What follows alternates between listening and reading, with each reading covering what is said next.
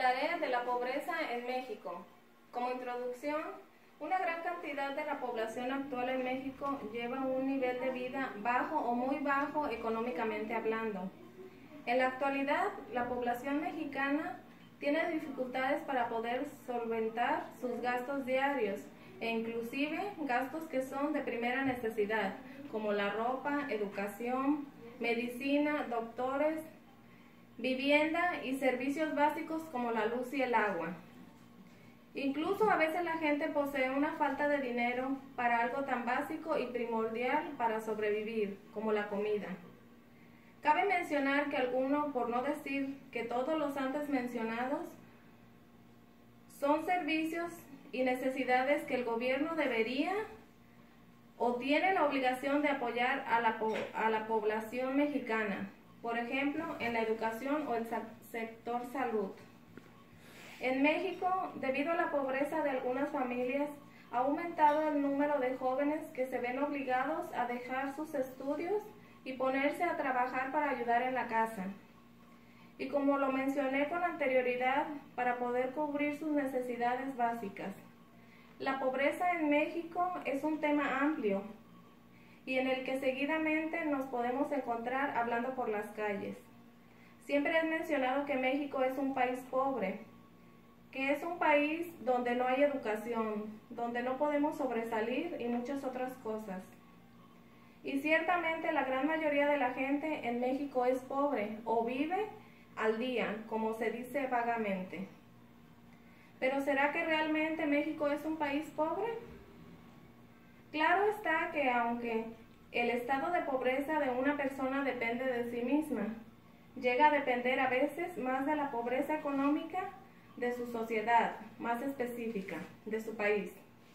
La falta de oportunidades que ofrece un país para el desarrollo de una persona son indispensables para salir del estado de pobreza.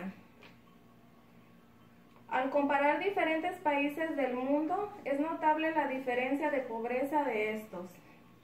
Cuando el país se encuentra en un estado de pobreza, se le llama subdesarrollado, lo cual significa que estos no han logrado desarrollar sus economías para ofrecer a la sociedad oportunidades de sobrevivir.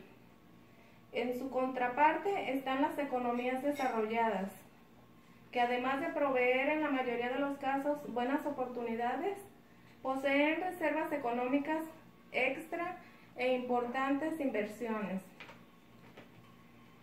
La explicación de la razón por la que el país es pobre suele ser muy variada. Una razón es la falta de recursos naturales, la falta de recursos como tierras fértiles o terrenos con alguna materia valiosa.